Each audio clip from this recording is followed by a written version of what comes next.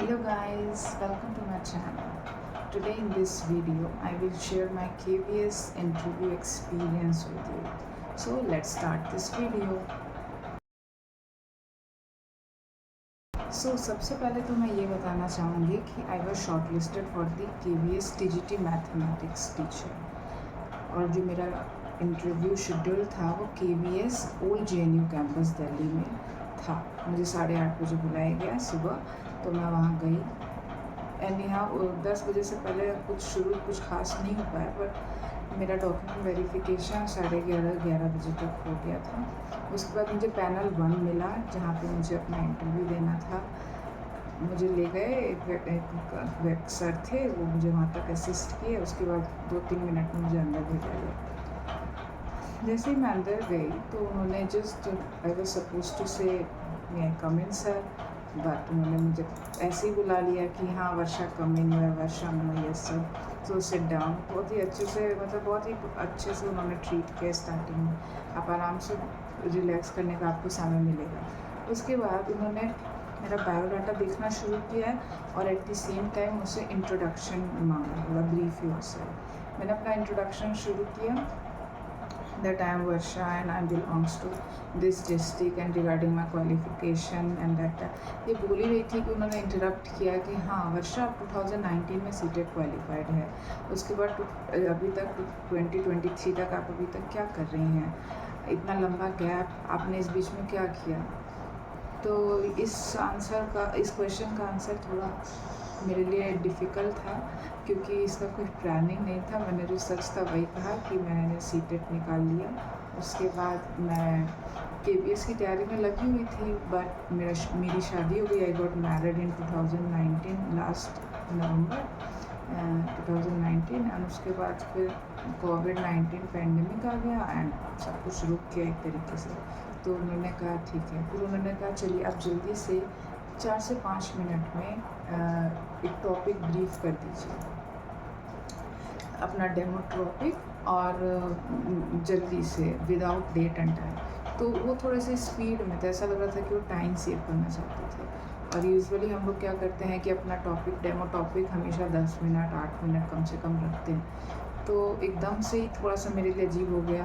तो फिर भी मैंने कोशिश किया थोड़ा जल्दी करने का, जिससे कि ये लोग बोर नहीं हो इंटरव्यूअर्स। मैं गई, मैंने कहा गुड मॉर्निंग स्टूडेंट्स। फिर इंट्रोडक्शन क्वेश्चंस होते हैं जो हमारे introductory questions, how are you. और कुछ क्वेश्चंस पूछा मैंने कि आप कहीं घूमने जाते हैं, आपने माउंटेन्स देखे होंगे, हाइट किसका ज़्यादा होता है। इस तरीके से मैंने अपना ट्रिग्नोमेट्री चैप्टर शुरू किया। ट्रिग्नोमेट्री, यहाँ एक टिप है कि आपको हम कभी भी ना डायरेक्ट जाके टॉपिक लिखना नहीं है, आपको बस टॉपिक लिख देना है। और आप जब बच्चों से ऐसे क्वेश्चन अराइज करते हैं जिससे क्यूरोसिटी आती है, उसके बाद आपको टॉपिक लिखना है। टॉपिक लिखने के बाद मैंने थोड़ा ही पढ़ाया होगा, देन एक मैम ने कहा ओके इसके बाद आप tan theta sine theta introduce करिएगा। मैंने यस मैम। तो उन्होंने कहा अच्छा मॉड साइन का ग्राफ बनाइए, मॉड कॉस थीटा का ग्राफ बनाइए। उसके बाद मैंने ग्राफ बनाया, तो बहुत रैपिड फायर टाइप का क्वेश्चन पूछा गया। उन्होंने कहा रेंज क्या होता है कॉट थीटा का, फिर मॉडलेस कॉट थीटा का रेंज क्या होता है, टेन थीटा का रेंज क्या होता है। मतलब ट्रिग्नोमेट्री के आसपास ही सब क्वेश्चंस थे।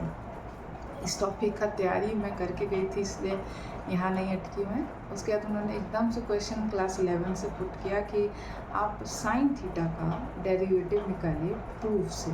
तो ये थोड़ा सा मैं भूली हुई थी, but any how I tried.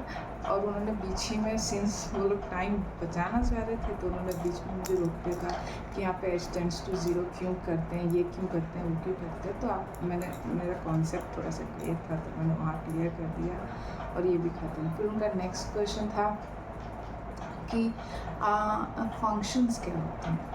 तो यहाँ मैं थोड़ी सी रैपिड फायर के कारण थोड़ा सा डर गई थी। आई थिंक मैंने फंक्शंस का डेफिनेशन, बाइजेक्टिव फंक्शन का जो डेफिनेशन होता है वो दे दिया। तो थोड़ा सा उनके एक्सप्रेशन से लगा कि मैंने कुछ अटपटा बोला है, पर जितने देर में मैं समझ पाती उनका नेक्स्ट क्वेश्चन था कि ऑन डू फंक्शन क्या होते हैं, ऑन डू फंक्शन। तो मैंने उसका आंसर सही दिया। उसके बाद वो लोग क्या पा सकते हैं। तो इस तरीके से एक मैम से का ख़त्म। फिर दूसरी जो मैम थी, टोटल 5 मेंबर्स थे, सॉरी मैंने बताया नहीं, टोटल 5 मेंबर्स थे, 2 लेडीज़ थी, 3 जेंट्स थे। फिर सेकंड मैम ने मुझसे कहा कि सिमिलैरिटी क्या होता है और सिमिलैरिटी के कितने क्राइटेरिया होते हैं। सिंपल से क्वेश्चंस थे, उनका मैंने बहुत अच्छे से आंसर किया, वो भी बहुत स्माइल से मुझे मतलब सेटिस्फाइड लगी। उसके बाद फिर एक सर थे, उन्होंने मुझसे कहा next question, what is growth and development. Growth and development बहुत ईजी टॉपिक है बीएड का, मैंने उसे दे दिया। तो यहाँ पे उसके बाद उन्होंने जस्ट क्रॉस क्वेश्चन किया कि आप क्या एग्जांपल दे सकती है, गिव सम एग्जांपल्स। तो मैंने ग्रोथ और डेवलपमेंट के एग्जांपल दिए। फिर उन सर का क्वेश्चन खत्म। फिर नेक्स्ट सर जो थे उन्होंने कहा since you have done NCC, you are good at kabaddi and you have many certificates in co-curricular activities. So what are the use of these certificates in your teaching? क्या ये useful होंगी आपके पढ़ाने teaching में? मैंने कहा बिल्कुल होगा सर। तो उन्होंने कहा अच्छा कुछ एग्जांपल्स दीजिए, गेम को कबड्डी को कनेक्ट करके बताइए मैथ से। तो उस समय मैंने यही कहा कि एक मैथ्स को एरिया, पेरीमीटर, लाइन, सेगमेंट, इस तरीके के कॉन्सेप्ट इंट्रोड्यूस कराने हैं तो हम कबड्डी का जो हम कोर्ट बनाते हैं उससे कर सकते हैं। कबड्डी खिलाते वक्त हम कुछ कॉन्सेप्ट्स दे सकते हैं, सिंपल कॉन्सेप्ट्स ही दे सकते हैं। अभी उस समय मेरे दिमाग में ज़्यादा कुछ आया नहीं, एडिशन सब्सट्रैक्शन इस तरीके का कॉन्सेप्ट है मैं उसमें बता पाई, तो मैंने इसे बता दिया। फिर उनका एक क्वेश्चन था कि अगर आपको यूजुअली मिथ रहता है कि बच्चों का मैथ्स बहुत वीक होता है और एज ए मैथ्स टीचर आपकी रिस्पॉन्सिबिलिटी है कि आपको इस पर ध्यान देना है, तो आप क्या कीजिएगा। तो इस क्वेश्चन पे मैंने सोचा कि मैंने ये आंसर दिया कि सर सबसे पहली बात तो मैथ्स वीक होने का कारण जो होता है वो ये होता है कि बच्चे स्टार्टिंग से इसका जो नेचर है उसकी वजह से डर जाते हैं, और बहुत स्टार्टिंग से मैथ्स एकदम से उनका वीक नहीं हुआ है तो मैथ्स एकदम से उनका तेज़ भी नहीं हुआ, तो हमें उस पर धीरे धीरे काम करना होगा। और सबसे बड़ी बात है एक टीचर को पेशेंटफुल काम करना होता है, बहुत पेशेंस रखना होता है। विदाउट पेशेंस बच्चों के प्रोग्रेस, इम्पेशेंट हो जाएगा तो बच्चों का प्रोग्रेस नहीं हो पाएगा, क्योंकि ऑब्वियसली डेवलपमेंट कंटिन्यूस है और वो स्लो प्रोसेस है। तो यहाँ पे मैं यही करूँगी एज ए क्लास टीचर या एज ए टीचर कि कोई भी बच्चा जो मेरी क्लास में वीक हो उसको थोड़ा स्पेशल अटेंशन दूँगी, उसका प्रोग्रेस स्टेप बाय स्टेप देखूँगी। और जब भी क्लास में कोई डिस्कशन हो तो उससे ज़रूर एक क्वेश्चन पूछ के देखूँगी कि उसका कॉन्सेप्ट क्लियर हुआ कि नहीं। तो वो सर थोड़े सेटिस्फाइड हुए, बट उनका फिर क्वेश्चन था वो थोड़ा फंसाना चाह रहा था शायद। उन्होंने कहा कि अगर वो बच्चा फिर भी नहीं समझ पाता है, मैंने भी कुछ स्ट्रेटजीज बताई, फिर वो फिर भी नहीं समझ पाता है, तो आई वाज लाइक कि मतलब कि ठीक है नहीं समझ पाएगा तो कोई बात नहीं, मतलब अंदर से था कि ठीक है वो टॉपिक टफ हो सकता है, बट ये सब चीज़ें तो आप बोल नहीं सकते कि टॉपिक टफ हो सकता है ना। तो मैंने कहा कि तो ऐसा होगा अगर सर तो हम उसकी एक्स्ट्रा क्लासेस लेंगे।